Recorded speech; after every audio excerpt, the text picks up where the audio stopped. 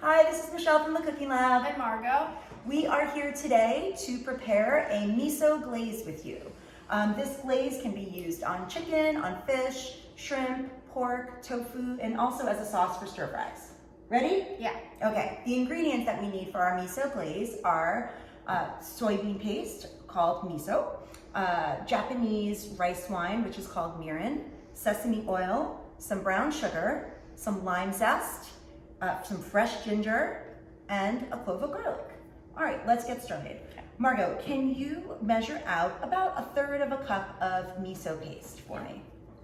So what is miso paste? Miso paste is fermented soybean paste. The color of this miso paste, as you can see, is kind of yellowish, kind of golden. So this is called blonde or white miso.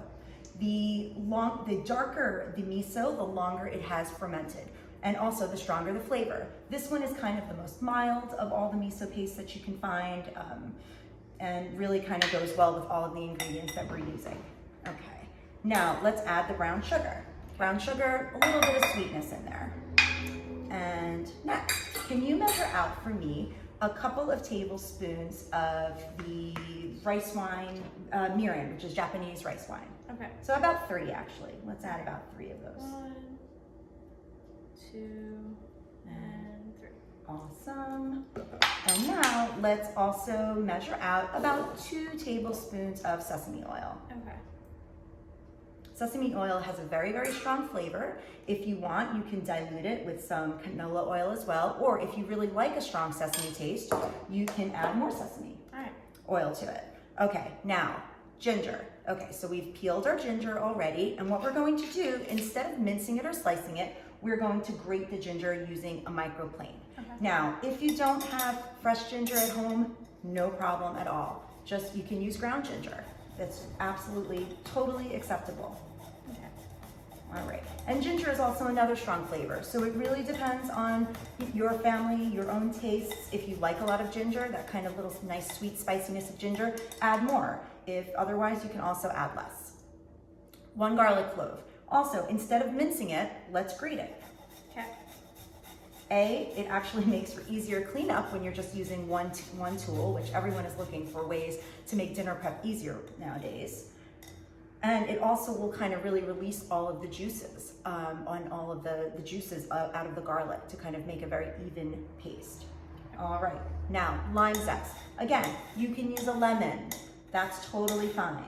You can use any kind of acid that you want. If you have, you can also squeeze a little bit of lime juice directly on here too, if you don't only want to use the lime. And make sure whenever you're zesting either a lime or a lemon that you stop when you get up to the white pith, because otherwise it'll be bitter. Okay. Okay. That is awesome. All right. All right. Next, so what do we want to do? First of all, our microplane. Look at all of that stuff that's under there. So let's scoop all that out so that we waste nothing and we get all of that good flavor in here. Mm-hmm. All right, there we go. And now, so before we really whisk it together to kind of make it into this creamy glaze, let's kind of soften the miso paste up so that it'll kind of whisk together more easily. Okay. All right, using that spatula. Terrific. Okay. So once the miso paste is kind of, incorporated well with the oils and the mirin so that it's a little bit smoother, you can put down your spatula and you really can whisk it instead. All right, I'll take that from you. Awesome. I love the smell. It smells so good. Doesn't it? It smells really, really good. Eat it up. So what are we going to use it? How are we going to use this miso glaze now that we have it prepared? So we can brush it on fish and put it under the broiler. For instance, in one of the cooking classes that I often teach, I prepare a miso glazed cod where we just slather the cod with this miso paste and put it right under the broiler, broil it for about 6 minutes. And it gets nice and caramelized because of the brown sugar. We can also do the same thing with chicken. It can easily be, you can marinate it. You can marinate chicken with this. Shrimp. same thing, salmon, tofu. It really is so super versatile. But one of the ways that my family loves this as well is in a stir fry. So basically when you're raiding your refrigerator and finding different ingredients where you can make a stir fry, whether it's broccoli or peas or snow peas, scallions, anything that you want, at the end, after all of the vegetables and your protein is cooked, you can just kind of pour it right in and mix it, and it kind of gives it that nice, sweet, flavorful punch that your stir fry needs. So we very much hope that you enjoyed our recipe this morning and that you join us at the Cooking Lab very soon. Thank you. Bye.